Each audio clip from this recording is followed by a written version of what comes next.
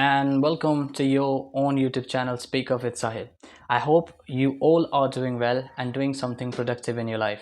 So, Elon Musk is the most controversial man on the planet. He is known for his controversial tweets around the world.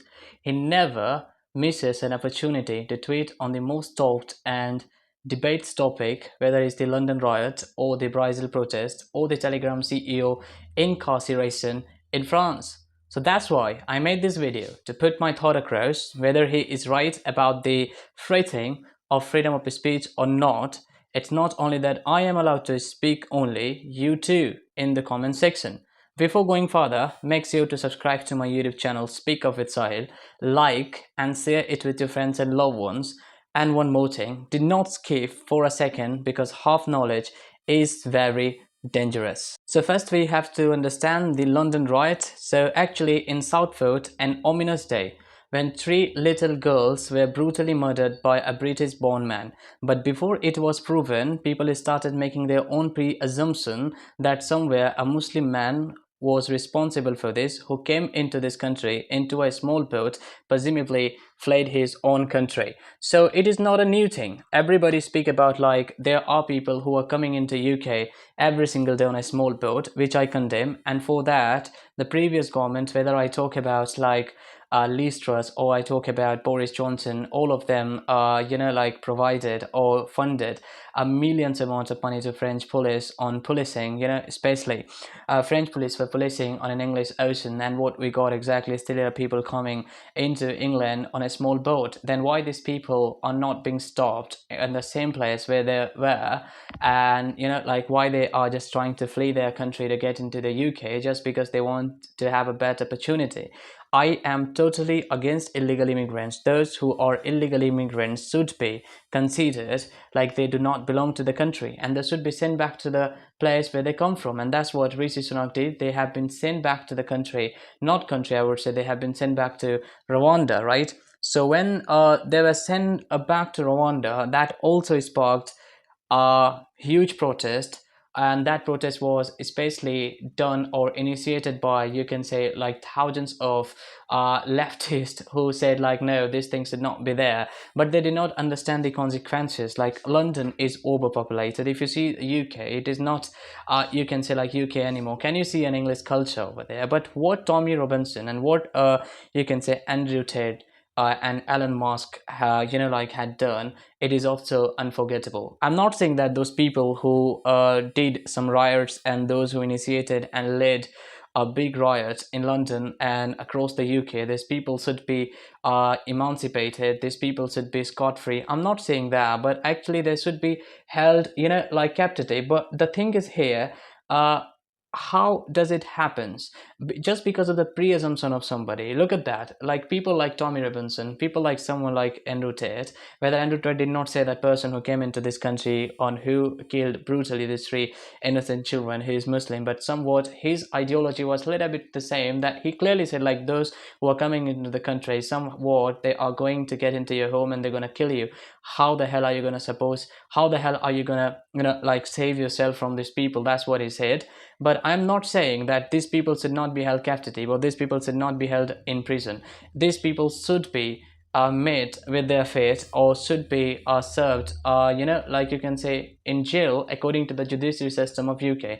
I'm not gonna say like how long they should be in jail or something, but look at that what they did. So imagine like imagine if the Southport was in 1144. First of all, it was not Southport, it would be Norwich, that the victim of a 12 years old boy called William. So in 1144 there was a one person. So in 1144 there was a boy named William got killed by a person, and everybody started assuming that somewhat this person is a Jewish man, which was not the case, and that person was not killed by a Jewish man. So just imagine if this place would have been in somewhat, if this place had been in like around 1144, people might have made some another perceptions and some kind of different perception about people. So Britain has a long history to make a perception about people time to time. So like the news of murders in Southport had broken, and when that false claim about the alleged killer's identity began advancing virally across social media, that's what exactly happened. So I think people like Tommy Robinson's, Andrew Tate, they literally flamed the you can say anger and outrage of people when they thought like we should literally go in, like in the streets and start really demanding about like banning immigrants and others who are just flying, or you can say pouring into a country on a small border. Somehow that's what they were demanding exactly, but the way they were demanding it, that was literally, I don't appreciate. Because like look at that, what they did, they went to the hotels, they went to the asylum seekers, you can say tents, they went to the hotel rooms, they went to the you can say it's like minority, you can say, suburbs, and they not only touched mosque, they started torturing common people, and that was literally not good. And what they were exactly chanting over there, they were chanting like, kick them out from our country. That was not even unwelcoming, you can say, slogan. That's what they can say. Coming back to the Elon Musk, why is in the news? The important fact, like since he purchased the Twitter, for $44 billion, and now the price has been decreased quite less of this company, because he has sacked approximately 500,000 plus people from the workplace, and he's the one who had given his own employee 3 months, you can say, leave to see whether he totally active for his work or not. So like if you would look at the fact, like Tommy Robinson first was banned from, like you can say Twitter. Clearly, he was banned before Elon Musk took Twitter, and now what we can see, like he brought back again to the Twitter. What we see, people like, you can say, like Donald Trump brought back to the Twitter. People like a lot of things. People like Tommy Robinson, people like Jordan B. Peterson, people like a lot of people who came back, like on Twitter. And what they're doing, they're spreading the like false stuff into our society, where they are literally polluting our society, brainwashing people, and somewhat outraging them, putting a flame into their heart against the minority, and what they're exactly doing. So recently the research found nearly 500 like increase in use of n-word in the 12-hour window immediate following the shift of ownership to Musk. Look at that, people are coming on a Twitter just to abuse people. He has not only changed the sign of that platform, he changed the logo, he changed the name, he changed everything. He's just manipulating these things. So just imagine, like, billions of people are using it, right? And what he exactly says, so Musk had not, like Azure in the super sayers of the far right. He is one himself. It was he on his own X account who said, with his 193 million followers, a fake Telegraph headline, falsely claiming that Keir Starmer's plan to create, like detainment camps for writers in the Falkland Island, and doing it by quote tweeting the co-leader of the ultra-far-right Britain First organization. It was Musk who inflamed an already, you can say, incendiary situations by tweeting of the UK that civil war is inevitable. Just imagine what he exactly wrote over there. So his ideology is very simple. Like he just wants to bring back those people who are being banned somewhat from the people. And somewhat I literally like the statement, because the before a Twitter policy was also somewhat outmoded and somewhat one-sided, because there were few people who got also banned. From example, like Donald Trump was banned from the Twitter, but Taliban Groom was not banned. There were a lot of people. Jair Bolsonaro was banned from the Twitter, but other was not banned. And the second thing, now Twitter has been banned in Brazil, just because the Brazil High Court gave him a deadline for the things, for, like you can say, inflaming or for initiating a riot in Brazil during the time of Jair Bolsonaro's election. So during the time of 2022, when there was a big protest in Brazil, when people were demanding Lula da Silva to go back to jail, or they were not accepting him as the president of the Brazil. And that time what happened?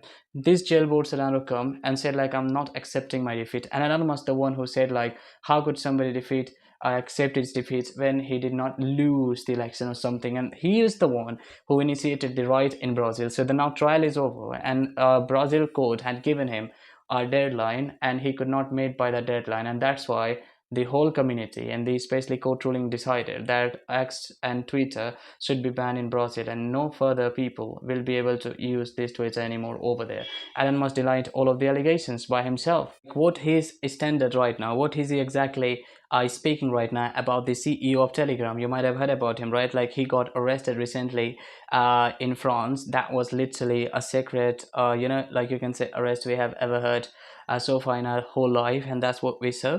That person was got incarcerated. Just why? Because he left Russia in 2014, and he denied the copy of it was in government, and that's why Moscow ordered France, or you can say like urged France to arrest this person, because people said like Telegram is a dark wave nowadays, and people were saying like when you got a Telegram you have got everything in your hand. So that's why this person should be held, like you can say responsible for what he has done by funding a you can say Telegram so far. So this is what it is. Somewhat Elon Musk is not wrong. So look at that. Donald Trump did not comment anything wrong about anything. I believe, yeah, his perception about the like US election 2020, when he clearly said like, no, I'm not accepting my defeat or something look like that. That was a different stuff. I'm not supporting it. The capital right might have been initiated by him, which hasn't been proven yet, but still I'm saying like let's assume like he's responsible for that. But I think people are literally using social media in different ways. For example, if somebody has 12 millions, or you can say like millions of followers on social media, it is far easier for that person to dominate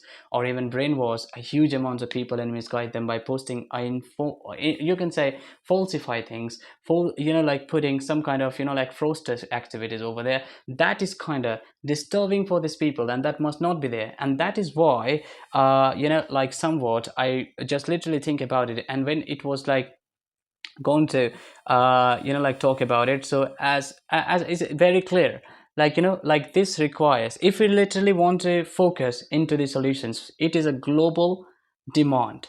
And that is why as Lies That Kill, a timely new book by Alan Kamak and like Daryl West argues, given that is a global problem and it will require a global solution, which means that countries need to come together, negotiate with each other about online, you can say, safety measurement and the bills, and cooperating in the fight against disinformation. So in 2022, if I'm saying, if like it sees, if 2025 sees that Starmer sit down with the President Kamala Harris, this should be done, and it would be one of the best things that ever happened for like the Internet Disinformation Act. That's what they can do. So I think this is the whole subject. So now you gotta tell me whether it is right to say like Elon Musk is wrong about his own perception, what he clearly said about like Twitter and other things, or should he be banned as well from Brazil, his account and his Twitter and other thing as well. I couldn't cover a lot of point here, but whatever I have covered so far, it is quite informative for you. Thank you very much for stopping by. Do not forget to subscribe to the YouTube channel Speak of It Style, share it with your friends and loved ones. Like the video. Take care. Bye bye.